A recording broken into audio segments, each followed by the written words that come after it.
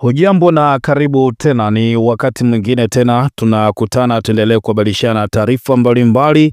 Pasina shaka upo salama kabisa. Ni kile ambacho kimetokea tarehe 9 ya mwezi wa 5 mwaka 2025 ambapo tumeshuhudia huko Moscow mambo makubwa yakitokea, lakini kubwa zaidi ni namna ambavyo Rais wa Burkina Faso akipokelewa huko Moscow Kapteni Ibrahim Traore, ambapo kila ifikapo tarehe 9 ya mwezi wa 5 ya kila mwaka taifa la Urusi huadhimisha kumbukumbu ya ushindi wa Umoja wa Kisovieti dhidi ya Ujerumani ya Nazi katika vita vya pili vya dunia mnamo mwaka 1945, ambapo Urusi huadhimisha siku hii kwa gwaride kubwa la kijeshi katika uwanja wa Red Square mjini Moscow, pamoja na hafla za kitaifa kuenzi mashujaa wa vita. Viongozi mbalimbali kutoka mataifa washirika na Urusi huwa wanaalikwa kuhudhuria sherehe hizo, lakini kwa upande wa rais wa Burkina Faso Kapteni Ibrahim Traore, namna ambavyo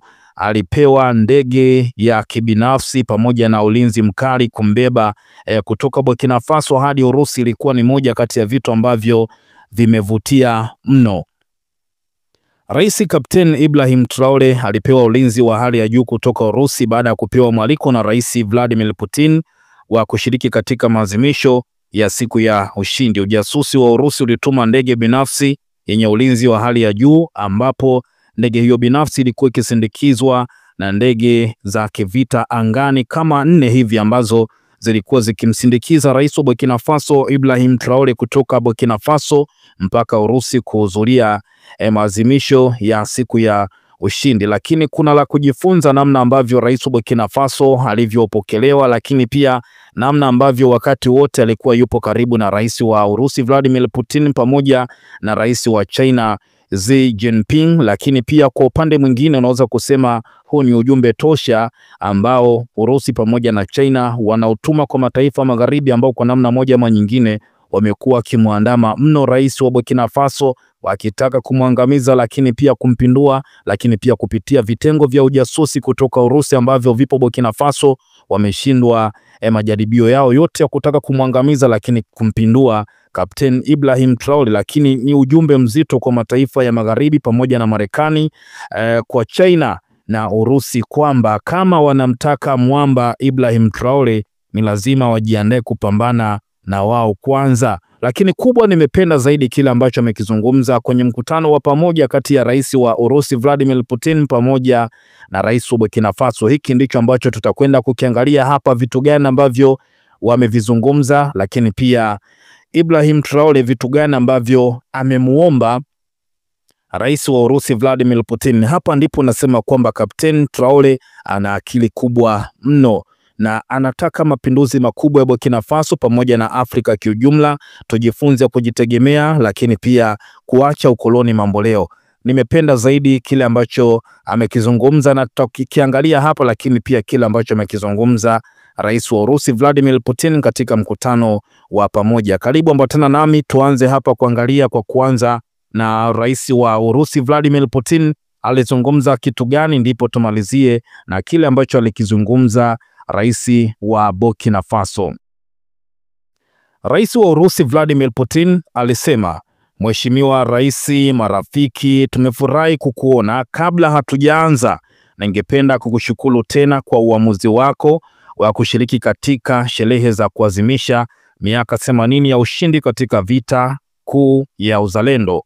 Ninakumbuka mazungumzo yetu yenye kujenga na yenye tija ulipotembelea nchi yetu kwa mara ya kwanza mwaka 2025 ili kushiriki katika mkutano wa Urusi na Afrika huko St. Petersburg. Ziara yako ya sasa nchini Urusi kuhudhuria sherehe ya kumbukumbu ya miaka 80 ya ushindi ni ishara ya kina na inayoonyesha hali ya kirafiki ya uhusiano kati ya Urusi na Burkina Faso. Pia ningependa kutaja mchango wa nchi yako katika kushinda unazi wa Ujerumani na satellite zake. Takriban watu 30,000 kutoka Burkina Faso ya kisasa walipigana kama sehemu ya muungano wa kumpiga Hitler katika mfumo wa Free France ulioongozwa na mwanahadisi wa watu wa Ufaransa Jenerali Charles de Gaulle. Leo tumeunganishwa na lengo moja la kupambana na ugaidi na itikadi kali. Tutaendelea kuisaidia Jamhuri ya Burkina Faso katika kurejesha utawala wa sheria na utaratibu wa kikatiba na kusaidia katika kukandamiza makundi yenye misimamo mikali ambayo bado yanafanya kazi katika baadhi ya maeneo ya Burkina Faso. Katika kipindi cha miaka miwili iliyopita, tumepata maendeleo makubwa katika kupanua ushirikiano wa kunufaisha pande mbalimbali katika maeneo mbalimbali. Mwishoni mwa mwaka 2023, baada ya utulivu uliochukua zaidi ya miaka 30, ubalozi wa Urusi huko Wagadugu ulianza tena shughuli zake. Mazungumzo ya mara kwa mara ya kisiasa yalianzishwa. Ingawa biashara baina ya nchi mbili inasalia kuwa ya kawaida, hata hivyo inazidi kuongezeka, ambayo ni mwelekeo unaotia matumaini ambao bila shaka unapaswa kuhimizwa. Tutafanya kazi pamoja ili kuimarisha zaidi uhusiano wa kiuchumi na kubadilisha biashara ya pande zote mbili.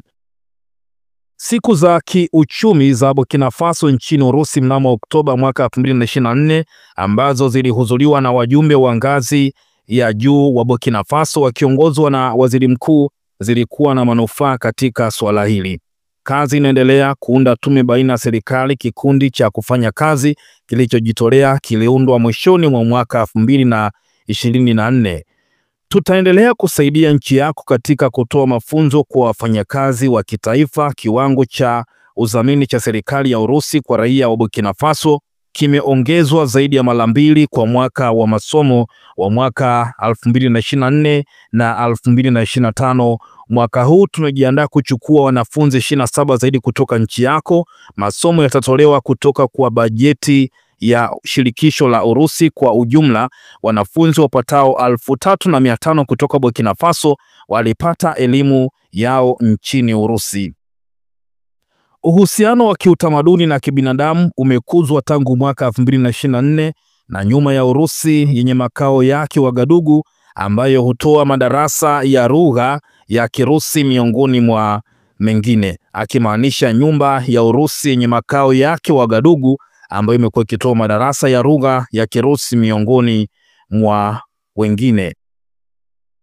Ushirikiano katika huduma za afya na usafi wa mazingira una ahadi nyingi. Mnamo mwezi wa 4 tarehe 24 hadi tarehe 25, Bi Popova alitembelea Wagadugu. Tuko tayari kufanya utafiti wa pamoja wa kisayansi, kuendeleza miundombinu ya maabara na kutoa mafunzo kwa wataalamu.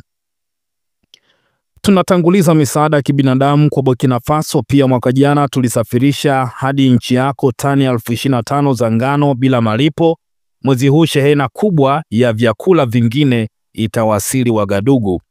Tunashukuru uratibu wa karibu wa Burkina Faso katika nyanja ya kimataifa, ikiwa ni pamoja na Umoja wa Mataifa na mashirika mengine ya kimataifa. Mashauriano kati ya Urusi na shirikisho la nchi za Sahel yamekuwa muundo mpya muhimu wa ushirikiano. Mkutano wa kwanza kama huo ulifanyika katika ngazi ya mawaziri wa mambo ya nje huko Moscow mnamo mwezi wa 4. Nadhani matarajio yetu ni mazuri katika maeneo mengi. Fursa ya kujadili baadhi yao tunayo leo, alimaliza kuzungumza Rais wa Urusi Vladimir Putin, akisema matarajio ni mengi na mazuri na baadhi yana fursa ya kujadiliwa katika kikao hicho. Ndipo Rais wa Burkina Faso Kapteni Ibrahim Traore akapata nafasi kuzungumza, lakini akazungumza Kirusi akisalimia habari za mchana rais mwenza. Huyu ni Rais wa Burkina Faso, alianza kwanza kwa kusema habari za mchana rais mwenza. Akasema, nina heshima kukuweza kushiriki katika sherehe za ushindi mkuu. Ningependa kukushukuru kwa mwaliko, ni ishara sana kwetu. Lazima niseme kwamba wakati wa ziara hii nilijifunza mengi kuhusu utamaduni na historia ambayo ilikuwa msingi wa upinzani wa watu wa Kirusi. Ningependa kukushukuru kwa mara nyingine tena kwa kunialika. Wakati huu mahususi na mkutano huu unatupa nafasi ya kufikiria juu ya kile kinachotokea sasa na kufikiria mbele. Vikwazo vya leo havipaswi kutuzuia. Kwa kiasi fulani vikwazo hivi hata hucheza mikononi mwetu. kwa sababu licha ya vikwazo vilivyowekwa dhidi ya shirikisho la Urusi na nchi nyingi, Urusi inachukua nafasi kubwa katika uwanja wa kimataifa, na tunazingatia hili, tunaelewa kuwa si jambo rahisi. Niliwatazama wanajeshi wakitembea mbele yetu, nikaona vifaa vya kijeshi vikiwemo vifaru vilivyoshiriki katika vita kuu ya Uzalendo, na nikaona vifaa vya kisasa pia. Tungependa ushirikiano kati yetu ili kukuza kwa kasi na kuchukua fomu mpya. Tunakushukuru kwa mtazamo wako kuelekea Burkina Faso. Leo nilitembelea taasisi ya Mendeleev, na tunaelewa kuwa pamoja na ulinzi na usalama kuna nyanja nyingine muhimu, yaani sayansi pamoja na elimu. Tungependa Urusi tusaidie kuelimisha vijana wetu na kuwafundisha sayansi ili tuweze kuendeleza uzalishaji wetu wenyewe, viwanda na uhandisi, kwa sababu ni muhimu sana kwa Afrika. Tunaamini kuwa ugaidi tunaoshuhudia leo unatokana na ubeberu, na tunapopambana nao, tukimaliza vita hivi tukiwa na jeshi lenye nguvu, tutaweza kushiriki katika kuendeleza nchi yetu. Hili ndilo tunaloliona kuwa lengo la mapambano yetu. Ndio maana ni muhimu sana kujenga na kutoa mafunzo kwa wafanyakazi. Mara nyingi sana katika Afrika kuna matarajio mengi, mahitaji mengi katika swala la vifaa na vifaa vya vita. Ndio sababu tuna mengi ya kufanya. Tungependa kuomba msaada, na jambo kuu unaweza kutusaidia ni uhamisho wa teknolojia pamoja na ujuzi. Tunahitaji kuelewa jinsi tunavyoweza kueneza vyuo vikuu vilivyopo nchini Urusi hadi Burkina Faso, jinsi tunavyoweza kufungua matawi ya vyuo vikuu nchini Burkina Faso ili kuwafunza wanafunzi wetu kwa njia ya vitendo zaidi. Hili ndilo lengo letu la msingi. Tungependa Burkina Faso ijiendeleze na wanafunzi wengi waje kwenu na kusoma sayansi, lakini pia wanafunzi wengine kwa baadaye watoke hata kwenu kuja kujifunza sayansi Burkina Faso. Tunaona vijana wa ajabu wa shirikisho la Urusi, kuna watafiti wengi wachanga kati yao, na tungependa ushiriki uzoefu wako.